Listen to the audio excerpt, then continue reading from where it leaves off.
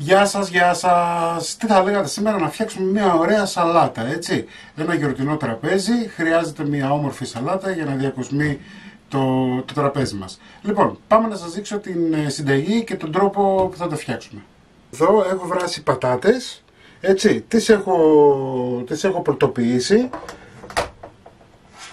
Έχω τρίψει στο ψηλό του τρίφτη καρότο. Έχω κόψει πιπεριές κόκκινες φλωρίνης. Στην ουσία αυτή είναι η σαλάτα. Χρώματα, αρώματα, γεύσεις. Λοιπόν, εδώ έχω ζαμπόν ομοπλάτη καπνιστό.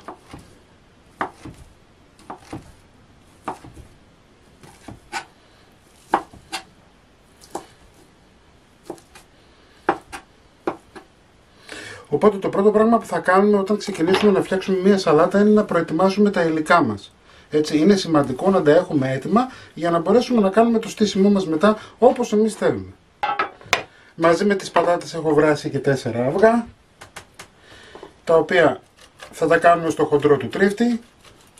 Πάμε σιγά σιγά να στήσουμε.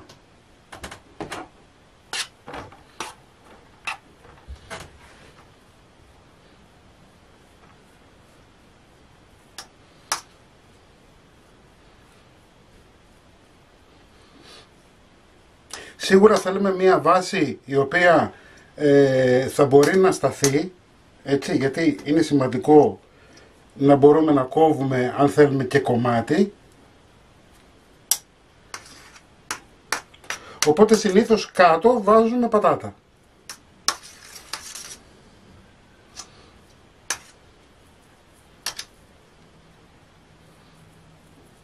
Θα βάλουμε αλάτι.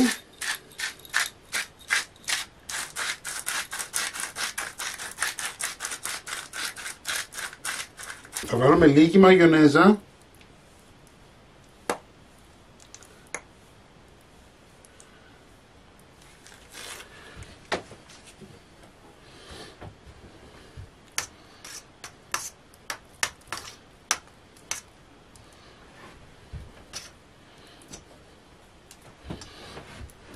Τη μαγιονέζα την βάζουμε αφενός για γεύση και αφετέρου για να δέσουν λίγο τα υλικά μεταξύ τους.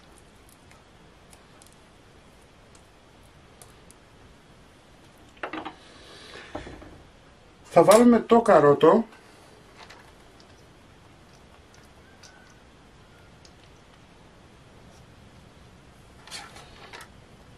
Είναι 4-5 καρότα κομμένα, τριμμένα στον τρίφτη.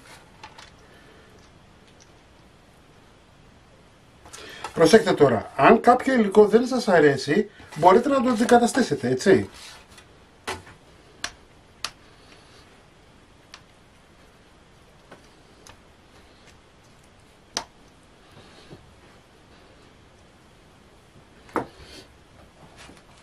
Λίγη μαγιονέζα πάλι.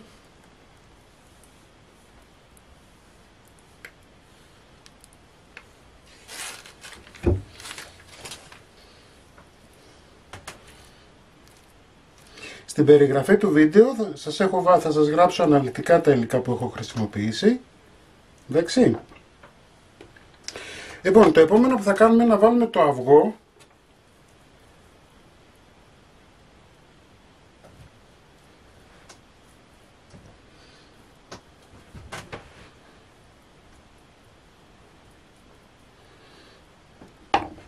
Μην ξεχνάτε να βάζετε αλάτι και πιπέρι. Όπου χρειάζεται πιπέρι, έτσι.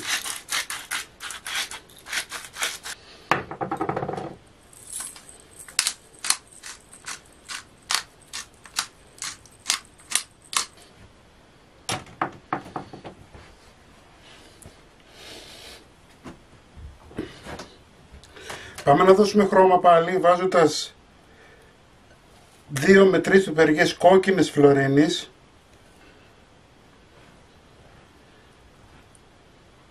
Εδώ θα χρειαστούμε λίγη μαγιονέζα.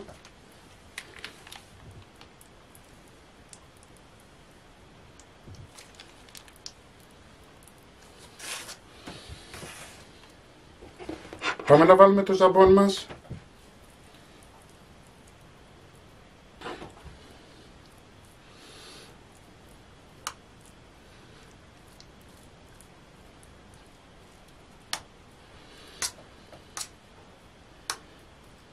Θα βάλουμε τυρί ξυσμένο.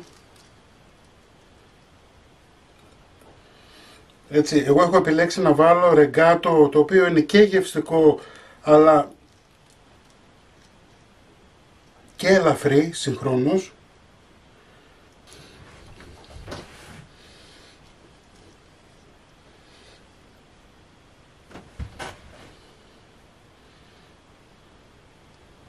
Όσο ρίξαμε το τυρί, θα πιέσουμε λιγάκι.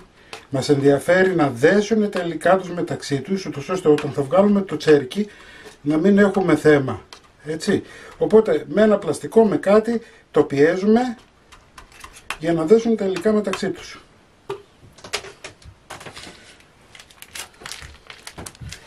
Θα βάλουμε μαγιονέζα.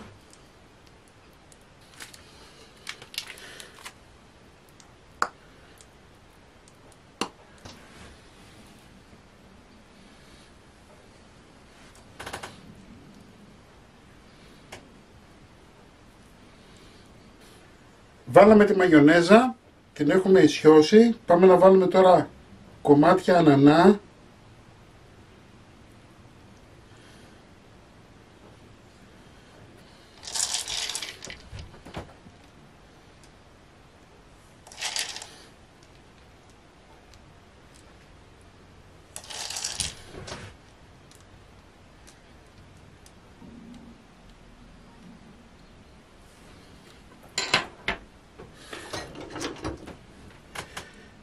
Εδώ θα βάλουμε λίγο ρόδι.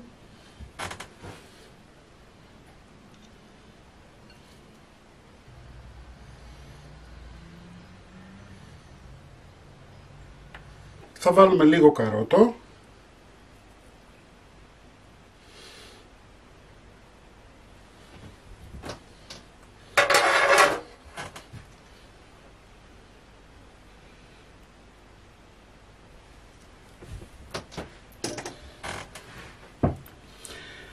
Λοιπόν, όπως είναι, την βάζετε στο ψυγείο τουλάχιστον για 2-3 ώρες. Μπορείτε να βάλετε μεμβράνη από πάνω και να την κάνετε την άλλη την επόμενη μέρα. Δεν υπάρχει πρόβλημα κανένα. Έτσι, την αφήνουμε να κρυώσει καλά και μετά θα την κόψουμε. Μην ξεχνάτε να κάνετε κοινοποίηση στα βίντεο μας, να κάνετε γραφούλα στο κανάλι μας. Οτιδήποτε χρειάζεστε μπορείτε να έρθετε στην ομάδα μας Μαγειρικές Απολαύσεις στο Facebook και τη συνταγή όπως πάντα θα την βάλω στο www.magirikesapolavsis.gr. Να είσαστε καλά και θα τα πούμε με ένα επόμενο βίντεο. Γεια και χαρά σας!